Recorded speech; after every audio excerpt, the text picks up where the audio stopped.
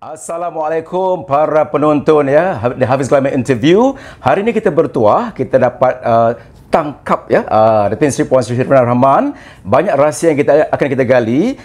Yang sudah kita pernah interview beliau untuk Coffee Talk, kita jejaki kerjaya beliau. Hari ini tak payahlah, kita nak lebih dari itu. Kita nak ingin mengenali siapakah itu Puan Sri Datin Seri Rina Rahman sebagai seorang isteri, sebagai seorang ibu, sebagai seorang nenek, sebagai seorang individu lah. Puan Sri Rina, apa khabar? Alhamdulillah. Alhamdulillah dapat interview lagi di Kuala Lumpur ya. Siapa kalau datang ke Singapura tak sempat. Banyak tugas-tugas beliau kan. Jadi saya terpaksalah terbang ke sini. Dah terlanjur dapat jemputan Puan Sri kan untuk acara anak beliau dan menantu beliau, acara full moon Puan Sri jadi kita dapatlah berjumpa. Saya nak tanya, sebenarnya semalam saya dah berbual-bual dengan Puan Sri ni. Seronok kalau anda dapat tangkap interview tu. Memang bila merupakan diri beliau sendirilah. Tak ada selindung, semuanya dia beritahu. Okey, kita tanya beliau dulu sebagai isteri. Bagaimana Puan Sri sebagai isteri pada Tan Sri Lodin Wok Kamarudin? Okey, sebagai isteri kita harus tahu kalau kita ikut contoh seperti ibu kita sendiri, macam mana dia didik, macam mana kita menghormati suami dan kita tanggungjawab kita sebagai isteri.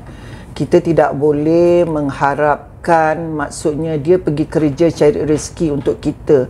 Kita di rumah, kita harus menjalankan tugas sebagai seorang isteri. Pastikan pakaian dia siap, rapi, kita jaga. Dan makanan dia, apa yang dia suka. Kita masak apa yang dia suka. Saya selalu nasihatkan anak-anak saya, belajar masak. Kalau awak tak reti masak, belajar masak apa yang suami awak suka masak. Kalau tak reti, kita belajar. Betul. Jangan masak apa yang dia tak suka. Sebab suami saya, mungkin orang Perak lah. Dia kalau makan, dia tak reti satu macam atau dua macam lauk. Mesti satu meja. So Kak Rin selalu kena masak. Ibaratkan kalau Kak Rin masak sambal tumis, ikan bilis ke sambal tumis udang, mesti ada sayur lemak, and then ikan kering dia, and then ada telur dadar dia. Dia macam tu. Dia kalau makan lauk nak lebih, dia tak boleh satu lauk. Itulah orang Perak kan. Tapi apa makanan favorite Tan Sri? Makanan favorite dia kari ikan. Kalau Kak Rin masak kari ikan, tengoklah, lepas dia makan nasi, dia mesti cari roti. Wah. Dia cicah roti. Pasal dia kata, Kak Rin masak kari tak sama macam orang Malaysia masak. Tapi itulah resepi arwah mak ajar. Ini kari India ke? Tak, kari kita masak. Ada santan tu lah. Ada santan, ada asam Jawa tu semua kan. Ada biji sawi. Yes. Itulah rahsia orang Singapura buat kari kan. Itulah Puan Sri yang berhijrah ke Singapura, ke Malaysia tahun 1980 Puan Sri Lepas tu senyap sunyi. Bayangkanlah kalau waktu itu Puan Sri teruskan, mungkin konsep beliau penuh macam konsep Sauri full house. Tapi malangnya ataupun mungkin atas desakan suami mungkin tidak. Sebenarnya suami Kak Rin izinkan. Tapi Kak Rin macam like, I feel so guilty. Sebab apa, bila ada recording dekat Singapura, maklumlah kalau dekat Singapura itu dengan itu sampai makan masa seminggu atau lebih. And then I feel so guilty, I have to leave him alone at home. And then lepas tu, what if kalau ada anak? Macam mana? Siapa nak jaga? Itu bermakna kerana kerja kita tidak as important, sebab kita ada suami yang mencari nafkah, bukan suami kita tak kerja. So apa yang kita nak? So kita tak boleh jadi selfish. Pertama. Kedua, kerjaya saya sebagai artis bukan kerjaya seperti profesional. So sebagai artis, it's a choice actually. So and then marriage is about sacrifice. So I would rather sacrifice, take care of my children and my family. So that's why alhamdulillahirabbil alamin, syukur bagi Allah. All my children dari umur 6 tahun 7 tahun dah khatam Quran, dah pandai mengaji, dah pandai sembahyang. Semua bukan nak mendabik dada, because suami dia pergi kerja. So Kak Rin kat rumah as a housewife. That's my job lah, to me. Kan? So kalau Kak Rin dah pergi ke recording ke apa, siapa jaga budak-budak kat rumah? Jadi tak ada pembantu ke Kak Rin? At that time tak ada pembantu. And then I was driver, I was a maid, I was, you name it, anything. Hantar anak tuition ke sekolah ke, sampai pukul 10:30 malam pun masih bawa pokok rumah orang tunggu anak tuition. Sebab terpaksa kan. Jadi itulah pengorbanan seorang penyanyi yang popular waktu itu, terus diam diri senyap sunyi berkorban untuk suami, keluarga dan anak-anak lah ya tentunya. Dan hari ini ya Puan Sri bukan saja hidup senang, tapi anak-anaknya menjadi manusia, alhamdulillah. Dan punya kelulusan yang tinggi ya. Berceritakan sikit anak-anak Kak Rin yang berjaya ni. Alhamdulillah dengan berkat doa dan usaha. Father dia, bapa dia, suami Kak Rin selalu dia kata kita tidak pernah paksa besok besar nak jadi apa-apa. As long as you have your papers, and then it's up to you what you want to do. You nak jadi artis ke apa, kita tak encourage and neither do we discourage. Up to you. But they all sendiri tak nak. So alhamdulillah, my eldest daughter, she has got 1 bachelor degree and 2 masters. My second one, dia cuma ada diploma pasal dia ada sikit kata orang tu dalam adik-beradik ada satu yang kurang kan, yang nombor 2 tu. Tapi yang nombor 3 dia memang dia ada lebih sikit, so dia ada 2 bachelor degree, ada 2 master. Now she's doing PhD and is also she's running 8 outlet of ayam mas. Alhamdulillah ya. Jadi yang pertama tu namanya Farah, yang kedua Maira, yang ketiga Azura, yang keempat yang baru tadi ada acara tu Muhammad Faris. 4 orang anak, 4 orang cahaya mata. Muhammad Faris he's qualified chartered accountant. Wah, kalau accountant tu ya, macam kawan saya juga gajinya besar tu. Ya kan? Sebab itulah Puan Sri dah boleh berehat sebenarnya. Tapi untuk mendidik anak-anak menjadi berguna pada masyarakat, pada keluarga kan, tentu banyak pengorbanannya Kak Rin ya. Apa antara pengorbanan yang Kak Rin lakukan? Itulah pertama sekali pengorbanan. Kak Rin terpaksa padam terus Kak Rin punya kerja. Now, I mean, kalau orang tanya Kak Rin tak itu, actually itu bohong. I love to sing. I still do, you know. But no, I've stopped. I told myself I have to, for the sake of my family. Kak Rin pastikan semua ada ilmu dunia dan agama, mesti ada. So alhamdulillah. Even now, so cucu-cucu Kak Rin semua Kak Rin yang jaga. Yang ajar mereka mengaji? Dari dalam pantang semua sampai ke besar, daun mengaji, semua Kak Rin, alhamdulillah. And Kak Rin sendiri belajar tajwid selama 4 tahun sehingga lulus. Peringkat apa tu Kak Rin? Peringkat itu bukan diploma biasa je lah, tapi insya-Allah sebutan makhraj tajwid tu kita perbetulkan. Jadi sekarang kalau dulu dan sekarang baca Al-Quran berbeza kan tentunya. Berbeza. Apa Kak Rin perolehi dari pelajaran tu? Kita rasa tenang, and then kita rasa you know that, then you realise selama ini kita baca salah. Banyak orang kata kita baca salah. Now Kak Rin puas. In fact, kalau orang kasih ayat in Romanized, Kak Rin will check whether the ayat is sin ke, sod ke, kan, ta ke, po ke, kan tu semua kita kena. Walaupun Romanize Yes. Jadi rasa macam mana kalau dulu tak begitu sekarang dah tahu ilmu tu dah ada. Ilmu rasa dah ada. Malu ke segan ke macam mana? Memanglah malu. Kalau dulu nak mengaji depan orang malu. Kalau sekarang insya-Allah. Ya. Itulah Kak Rin ada masa juga untuk mendalami tajwid Apa lagi Kak Rin belajar? Sekarang kita tengah belajar bertalaki. Bermakna satu-satu kita mengaji dengan ustaz. Itu pun masih ada salah juga.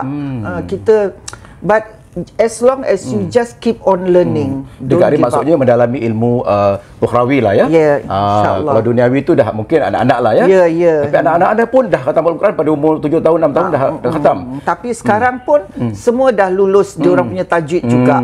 Alhamdulillah. Itulah pengorbanan seorang ibu dia kata dari sudut pandang psikologi ni, anak-anak mewarisi ibu dari segi karakter, dari segi perangai. Kalau ibunya baik, insya-Allah anak-anaknya baik. Anak-anak cerminan ibu. Lebih dari bapa tau. Itu sudut psikologi. Jadi untunglah anak-anak Kak Rin Children reflects the parents. Yes, ya. Jadi itulah Kak Rin sebagai seorang ibu, sebagai seorang isteri, sebagai seorang majikan kepada pembantu. Bagaimana? Saya nampak 3 orang pembantu tadi semuanya bertudung Adakah dipaksakan atau macam mana? Tak, dia begini. Kita ni apabila kita ada pembantu, pembantu itu adalah pembantu. That is pembantu asalnya bantu. Jadi kita tidak boleh melakukan atau treat mereka seperti hamba abdi.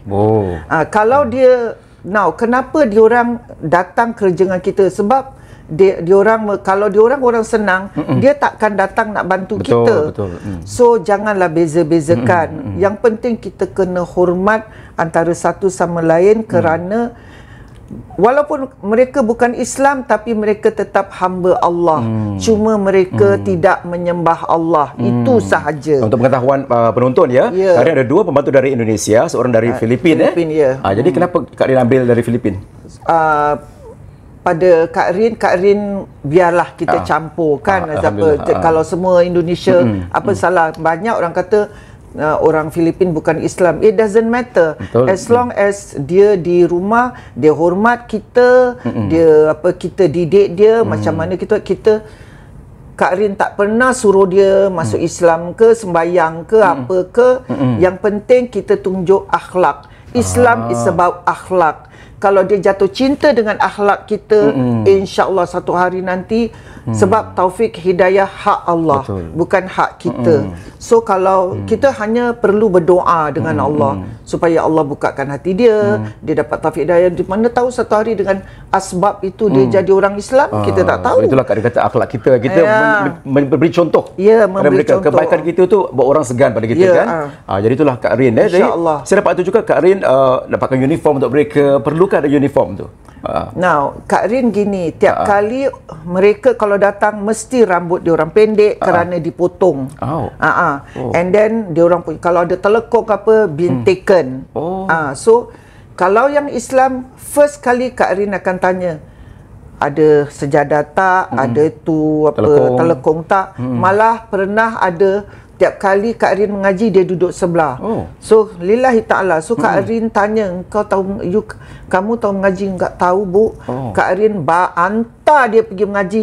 Every day 5 o'clock, pukul 5 petang, driver will drive her to the ustazah for 1 hour sampai dia dah mengaji juzuk 7, dia balik.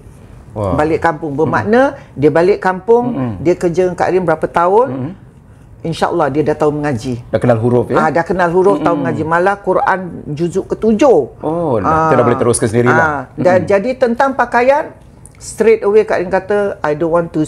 Kak Rin tak nak tengok dia orang pakai baju dia orang dengan rok lah, dengan apa. Rok di rumah kalau pakai, kalau tersangkut-sangkut dah pecah benda-benda. So Kak Rin will always sediakan baju rumah seperti seluar tracksuit dengan t-shirt tangan panjang. Tangan panjang kalau kat rumah dia boleh lipat. Sing-sing sikit lah. Sing-sing. So jadi rambut tu kita pakai tu apa, serkup, scarf. Pasal apa? Of course I will tell them because tak elok takut rambut jatuh dalam makanan. Yes. And then bila keluar, yang Filipin tu dia bukan Islam, kita tak boleh paksa dia pakai tudung. Betul. Tapi dia sendiri ndak. Alhamdulillah. So jadi tengok keluar tu semua pakai baju semua kita sediakan. Itulah saya nampak tadi kat acara tu full moon tu tapi jangan belikan uniform, kan orang ada pakai uniform yang bahagian depan putih tu, macam blouse kan, macam tak baiklah kita membeza-bezakan. Orang pun tahu dia pembantu kita. Tapi kita tak boleh buat macam tu. Di rumah pun makan sama. Ajak sekali. Ajak sama makan. But only when Toke tak ada lah. Tan Sri tak ada. Tan Sri dia akan makan dulu. Dia makan dulu, dari tu dia masuk. Kita makan, Tan Sri makan dengan dia punya apa semua protokol gitu. Dia biasa. Dia memang gitu. Kita makan segala apanya berterabur-terabur. Dengan tangan Yes. So that's why Kak Rin pembantu rumah macam kita macam family ya. Itulah tadi. Tapi Kak Rin ini orang tak tahu ya. Adakah Kak Rin ni betul-betul OCD? Setiap kali lepas pembantu tu kemas rumah, anda akan cek abu. Ada abu dengar-dengar macam tu, ya ke? Okey, pembantu rumah yang datang, I will tell them from the very first day. Apa pun kita nak marah ke, kita nak apa ke, dari hari pertama atau minggu pertama. Jangan dah kerja lama baru cakap. Nanti dia kata dulu kenapa boleh, kenapa sekarang tak boleh. So dari hari pertama bulan pertama Kak Rin kata, I will teach you and you have to do it my way, my style. Even walaupun you dah pernah kerja ke tempat lain, itu majikan lain, style dia lain. But this you cannot say majikan saya dulu gini, enggak. Tidak. Ini majikan ini. So you follow my way and my style. Hari pertama tu mesti diberi contoh. So normally the first day or second day start ajar kerja, katalah basuh toilet. Teach them first. So lepas dia buat, Kak Rin akan masuk check. Okay. That should be the way. So masuk check tak betul, panggil dia, okay, I don't want you to do like this. Next time you use this. You know, macam pipe punya, iaitu sink kan celah-celah kan itu, pakai berus gigi. Yang dinding tiles tu pakai berus gigi. Tu Kak Rin. Habuk-habuk melekat kan. Dia sama bilik air boleh buat tidur. Tengok. Jadi hari pertama tu Kak Rin tapi Kak Rin ni orangnya detail Ya, detail. Bukan tak baik, tapi detail tu bagus Jadi bila pembantu dia dah ajar hari pertama tu, dia dah tahu. Jadi macam mana? Selepas minggu tu okey ke mereka boleh ikut? Selepas minggu, kalau tak itu, yang so far alhamdulillah semua dia follow. Sampai yang ada anak pun ikutlah. So bila basuh pinggan, pastikan bunyi. Itu baru bersih. So kalau bilik mandi tidak boleh ada macam slimy lendir. Macam kita pijak tu macam melekit gitu. Kenapa orang selalu jatuh? Sebab slimy pasal itulah. Slimy. Your toilet may be clean, okay, tapi kalau berapa hari je tak basuh, tak sental, dia berlendir. Betul. Lama-lama berlendir akan jadi lumut. Betul. Bila lumut tu susah nak hilang. Saya cakap cari powder ni. Hijau lumut kan. Tapi itulah hari pertama. Jadi bukan kira seorang kuku besi, tidak tapi ini lebih pada disiplin dalam pekerjaan tu. Samalah kalau penyanyi tu ada disiplin sendiri kan. Kalau DJ pun ada disiplin sendiri dengan bahasa kita. Ada disiplin. Betul. Setiap kerjaan tu ada disiplin kan. Jadi disiplin tu diterapkan pada pembantu tu. Alhamdulillah mereka happy dapat ikut. Alhamdulillah. So far pembantu Kak Rin semua kerja lama-lama. And then dari segi gaji, walaupun ejen menetapkan gaji dia sekian, Kak Rin tak pernah bayar sekian. Selalu lebih. Alhamdulillah. Kesian. And then kalau nampak ni hari dia penat, banyak katalah ada tetamu ke apa, nanti Kak Rin akan bagi duit. Pada Kak Rin, kalau kita nak bersedekah, sedekah yang orang depan mata dulu. Masuk Kak Rin tu kalau tamu tu kerja tambahan lagi Bukan tambahan, tak ada kerja tambahan, tapi kan banyak lagi kerja. Kan keluar masuk gitu-gitu. Kalau dia tidak berikan lagi tip lah kira. Kak Rin selalu tu kesian. Tak sampai hati. Saya rasa ini bagus dicontohi sebab apa, kadang-kadang majikan tak sedar itu satu kerja yang lebih dari pekerjaan beliau Jadi diberikan tip tu saya rasa berbaloi memadai. Sebab apa Kak Rin tengok yang ada, yang Kak Rin tengok neighbor kan kadang kesian, dia orang bangun pukul 4:30 pagi, pukul 5, and then selagi tak pukul 11, pukul 12 dia orang tak tidur. Kena marah, kena apa. And then bila kita suruh dia buat kerja lebih sikit, gaji sebanyak tu manalah cukup. Dia orang Kak Rin pembantu, darikan berus gigi, obat gigi, maaf cakap, baju dalam tu semua Kak Rin belikan, siapkan. Because to me, kita nak bersedekah, sedekah yang dekat dulu. Apa ibarat tu, sebab perpatah orang Melayu kata apa? Nyusu. Kera di hutan disusukan, ada rumah mati kelaparan kan. Itulah peribahasa yang kita contohan. Di rumah tu kita susukan dulu. Kita bersedekah, pergi masjid gini itu buat habis depan mata kita tu. Jangan mereka hidup sengsara kan. Jadi cakap pasal bersedekah ni, saya tahu Kak Rin orangnya banyak bersedekah, walaupun Kak Rin tak nak tunjukkan, tapi saya rasa ini wajar kita contohi yang berkelebihan bersedekah pada yang tiada kan. Kak Rin nak kongsi tak orang yang Kak Rin mungkin bantu di kalangan artis juga Kak Rin. Saya rasa saya perlu bongkar hal ini kerana ramai tak tahu. Kak Rin memang tak nak orang tahu, tapi saya nak anda contohi perangai Kak Rin. Tapi kita tak usah sebut nama lah. Kesian, bukannya apa, artis-artis dulu Yang kebanyakan artis-artis veteran yang kesian. Bila diorang semua dah tua, sakit-sakit, dah tak boleh nak buat apa. And then tak ada yang membantu. Yang ada kena halau dari rumah pasal tak bayar sewa tu. Tapi yang artis kaya-kaya, yang muda-muda ni kaya-kaya belaka. Maksudnya bayaran untuk artis muda lebih. Itu. Begitu juga kita dulu in the 70s satu show berapa kita dapat. Masa muda memang bayarannya. Yes. But now baju semua sponsored. Kita dulu baju sendiri. Jahit sendiri kan? Jahit sendiri. So Kak Rin fikir, because every month my husband will give me duit belanja. So with that duit belanja yang Kak Rin simpan, bagi-bagi yang sekarang ni. Jadi ada juga artis yang Kak Rin buat sponsor pergi umrah, pergi haji ya. Ini harus saya beritahu sebab mungkin ada artis di luar sana yang ada kelebihan. Mungkin boleh contohi ya. Kak Rin yang memberi balik pada artis yang tidak berkemampuan. Tak, Kak Rin gini, Kak Rin selalu simpan duit. Kita biasa susah kan, simpan duit cermat. Apa yang ada kita makan. Sebab apa? Suami Kak Rin kata, duit pasar memang tanggungjawab suami. Duit pasar, duit kedai dia bagi lain. Duit belanja Kak Rin sendiri dia bagi lain. So duit belanja Kak Rin tu Kak Rin simpan. Kak Rin simpan kat amanah saham. So bila amanah saham, Kak Rin tak pernah ambil. So lama-lama ada duit tu jadi Kak Rin sejak pergi belajar-belajar ni mula-mula ajak kawan-kawan, lama-lama driver semua Kak Rin hantar. Driver punya parents, driver punya adik-beradik, because they are nice to me. Even though they are my driver, but I treat them, I call my driver Encik. I don't call by name. Alhamdulillah Kak Rin panggil dia Encik.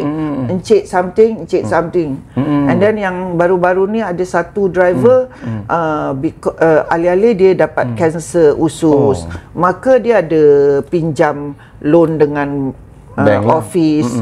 Kak Rin bayarkan semua duit rumah dia. Alah, bukannya banyak pun kan, maksudnya apa salah gitu. Tapi itu isilah kita nak cari redha Allah.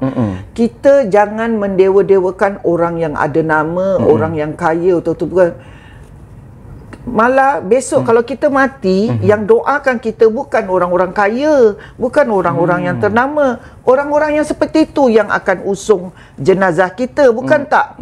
Cuba kita kalau ada kematian, yang tengok orang kaya cuma diri je tengok-tengok. Yang usung siapa? Driver, gardener, kan? Habis kita dewa-dewa ke tak boleh. So, itu satu yang kita harus contohilah ya. Ada kelebihan orang yang dekat dengan kita, yang baik kita tolong. Kadang-kadang ada yang Kak Rin derma, mereka tak tahu siapa yang derma tu kan. Itu kenapa Kak Rin tak beritahu? Kita nak buat ibadah kerana Allah, tak salah kita beritahu, tak apalah. Cuma asalkan every first of the month they will get their money. My daughter will do all the work. Farah lah. Transfer, and then kita check. Kak Rin tak pernah jumpa diorang. Malah pernah Kak Rin hantar 3 sisters pergi umrah. And then satu kampung tu Kak Rin buatkan surau tu semua. Semua bilang dekat, of course Kak Rin buat ni mesti akan ada satu orang yang Kak Rin kenal lah. So Ustaz kata, Kak, mereka semua jemput kakak ke kampung gitu. Kak Rin tak nak pergi pasal Kak Rin tahu mereka orang susah. Kalau Kak Rin pergi, sure dia orang akan sembelih lembu ke kambing ke apa kan. Kan bukan kita menyusahkan. Tak apa. Lebih baik tak kecil hati ke? Kalau nak kecil hati entah tapi Kak Rin kata minta maaf lah, Kak Rin tak ada itu. Bagi pihak Kak Rin tu macam Kak Rin rasa menyusahkan orang-orang yang mungkin tak ada kelebihan kan. Pasal dia orang akan cari duit, dia orang sendiri susah kan, kesian.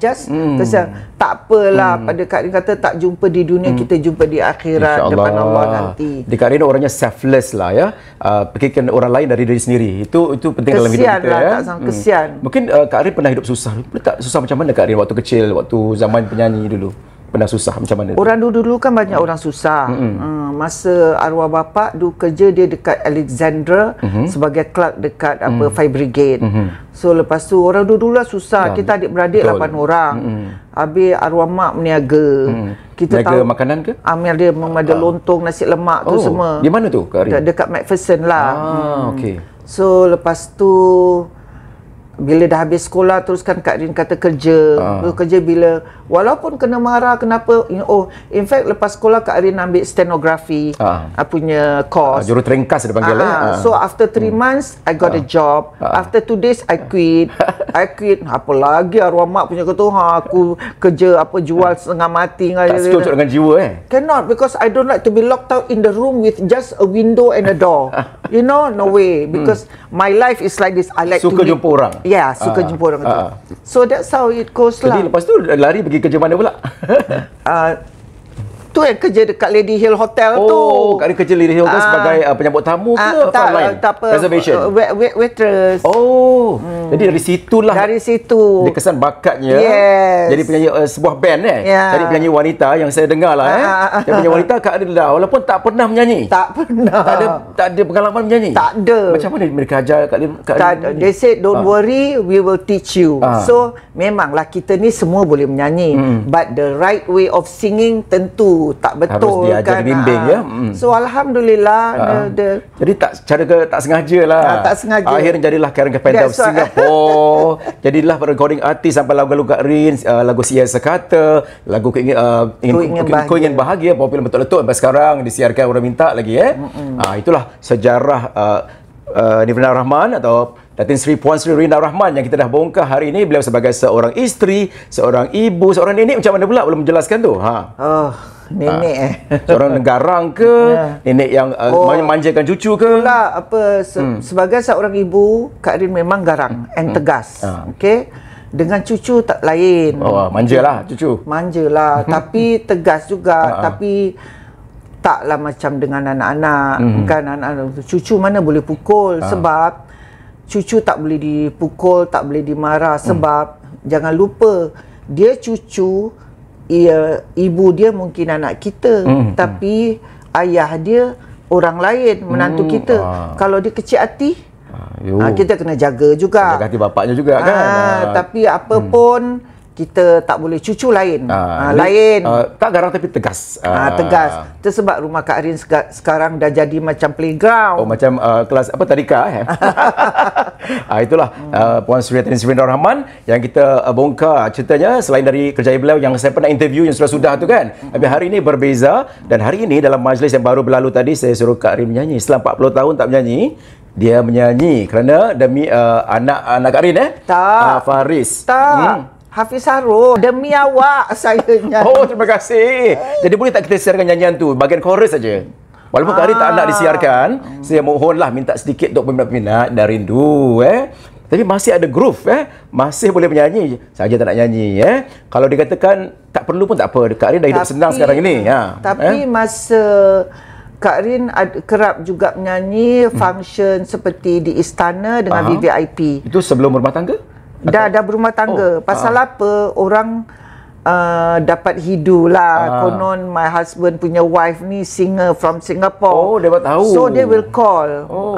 Jadi kena nyanyilah juga. Nyanyilah. Tapi yang tadi menyanyi tu, acara tu dah 40 tahun tak menyanyilah. Tak, itu dah 40 tahun memang tu. Yang nyanyi tu bangsa 1 or 2 song aja. Just for tuanku atau for VIP, that's all. Because there's so many. Itu private lah bang. Itu very private. Itu banyak yang VVIP pun nyanyi juga. Kita tak volunteer tapi tuanku panggil. And we know which tuanku what song dia nak, apa semua kita tahu. VIP mana lagu apa semua kita tahu. Kena buat research tu homework sikit lah. Jadi terlepaslah kerinduan orang-orang Singapura yang menonton video kita, yang mendengar radio ni Kak Rin, akhir katalah ucapan Kak Rin untuk orang-orang yang nak sangat Kak Rin menyanyi. Rindu kalau Kak Rin buat function atau mungkin konsert penuh tau Kak Rin? Taklah. Jadi tak nak lagi itu ucapan sayang untuk semua yang menonton. Silakan Kak Rin. Okay, Assalamualaikum semua, especially peminat-peminat dan juga orang-orang di luar sana. Saya tak ada menyanyi, tahu je lah, bukan kerana saya dah jadi isteri, dah jadi ibu, dah jadi nenek, dah lah bagilah orang-orang baru pula menyanyi. Apa pun saya ucapkan, semoga kita semua dirahmati Allah sentiasa dalam lindungan Allah. Amin. Mudah-mudahan Allah panjangkan umur kepada kita semua di dalam rahmatnya, murahkan rezeki. Amin, amin, amin. Sihat sentiasa, berbaik-baik antara satu sama lain. Hindarilah daripada perasaan syak wak sangka. kita berbaik. Jadilah orang yang terbaik di sisi Allah. Kita tak tahu asbab yang mana akan menempatkan kita ke dalam syurga. Jadi kita nak cari redha Allah, bukan redha manusia. Itu saja yang boleh saya nasihatkan sikit. Saya berusaha menjadi yang terbaik, insya-Allah. Begitu juga saya sentiasa doa, mudah-mudahan kita semua baik, janganlah ada PhD. Itu penting Itu penting, tak baik. Segala amal ibadat kita semua akan licin, dicuci. Jangan kita betul bersihkan hati. Tak gunalah kita pergi kelas, pergi tuntut ilmu agama, kita pergi umrah, pergi haji, tapi hati kita tak bersih. Kita masih cemburu orang. So jangan kutuk orang, jangan hina orang. Itulah saya nak kata itulah. Betul lah Kak Rin. Teringat cerita Mak Kilau katanya Mak Salin ni kata tahu, dialog saya ingat. Kenapa orang Melayu tak boleh maju? Kerana kamu semua ada hasad dengki, kamu semua cemburu. Sebab itu satu sindiran yang tajam Mak Kilau Mungkin ada wait, sebab tu pecah panggung 90 juta untuk Mak Kilau tu. Tapi Kak Rin cakap tadi, kita simpulkan sebagai kita mula hidup baru. Jangan bermusuh. Kalau tu rezeki orang lebih, hati rezeki orang lebih, biarlah dia lebih rezeki. Kita berusaha untuk mencari rezeki lain Tapi memang Allah dah kata semua ada rezeki. Tidak satu sen pun rezeki kita akan diambil orang, dan tidak satu sen pun rezeki orang dapat kepada kita. Betul. So jangan dengki, jangan apa. Bersihkan hati. Akhirnya kita semua akan pulang bertemu Allah. Sudahlah kan. Katalah Kak Rin, kalau Kak Rin didengki, difitnah, Kak Rin akan berdiam ke atau Kak Rin akan confront orang tu? No, I would not confront. I will just keep quiet. Saya akan diam. Sebab saya tak nak tak guna. I mean, you cannot defend yourself without any evidence or without any proof. You just cannot. How can you say I didn't do it ke apa-apa ke? No. There's no point proving yourself. No point. Because my husband selalu kata no point. You are putting yourself just as low as them. Let them. Satu hari nanti biar Allah saja yang tahu. Walaupun kita tahu siapa yang dengki kita, siapa yang fitnah kita, kita tetap tersenyum, siap-siap bersahabat dengan dia. Kadang sakit hati, kadang menangis, kadang malu. Pasal malu, fitnah yang mengaibkan. Tapi apakan daya. Saya pun ambil prinsip Kak Rin lah, walaupun dah difitnah. Saya tahu cerita tu datang balik kat saya, Kak Rin. Artis tu bilang dengan saya, oh ini, tapi saya diam. Diam je lah. Tak berbaik hati dengan teman tu yang buruk dengan saya. Jadi, tapi tengok, akhirnya kita tengok akhirnya siapa nanti rugi? Siapa akan menjauhi mereka? Kerana Tuhan dah janji kebenaran tu akan terselah jua. Lambat laun akan terselah jua Jadi saya dapat banyak ilmu dari Kak Rin lah dapat semangat Kak Rin, dapat kata orang tu ciri-ciri baik Kak Rin lah mudah-mudahan tersimbah kat saya menjadi orang baik-baik nak baca tahajud juga hidup kita ni perlu pembaharuan Kak Rin takkan takut lama je kan. Yelah. Sebab apa kita tak tahu kan. Sekarang ni Kak Rin selalu fikir gini, asal itu apa, bangun aja pagi Kak Rin bersyukur Allah masih pinjamkan nafas, masih pinjamkan nyawa, masih pinjamkan oksigen. You never know. Betul. You may see me today, the next day kita dah tak ada, sama tak tahu. Juga. Kita kan kawan, semalam baru aku jumpa. Kalau Hafiz masih muda, yang Kak Rin ni dah nak dekat penamat dah. Sekarang Kak Rin tak kira tua muda, yang muda pun kiok dulu Kak Rin. Memang betul, tapi Kak Rin ni lagi dah nak sampai kat penamat dah. Tapi tak tentu, kadang-kadang yang muda pergi dulu Kak Rin mungkin sampai 90 tahun, you never know kan. Mudah-mudahan insya-Allah. Tapi itulah, kalau panjang umur menyusahkan orang pun tak guna. That's why kita doa, ya Allah, ya Tuhanku, panjangkanlah umurku di dalam rahmat-Mu. Mudah-mudahan kalau ditakdirkan Allah panjangkan umur, kita sihat, kita tidak menyusahkan orang. Sakit sikit-sikit tu adat. Betul.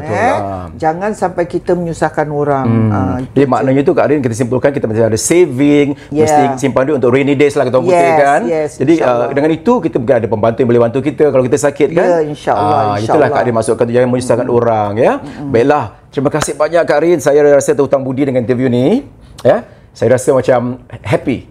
Dan kerjaya saya tu dapat jumpa Runda Rahman, lagi orang penyanyi dulu yang saya tak jumpa waktu-waktu dulu. Dulu dengar kat radio, sedap lagu ni. Waktu kecil-kecil pergi sekolah tengah kapur kasut kan. Kan dah jumpa dah. Dah puas hati. Kira antara orang-orang yang saya nak jumpa, nak interview inilah Rina Rahman. Sekarang dah Puan Sri, Datin Sri Rina Rahman. Terima kasih Puan Sri. Sama-sama. Ya, insya-Allah kita jumpa lagi ya. Insya-Allah, okay. Okay, you all. Assalamualaikum. Bye. Kak Rin, bye kan orang. Bye.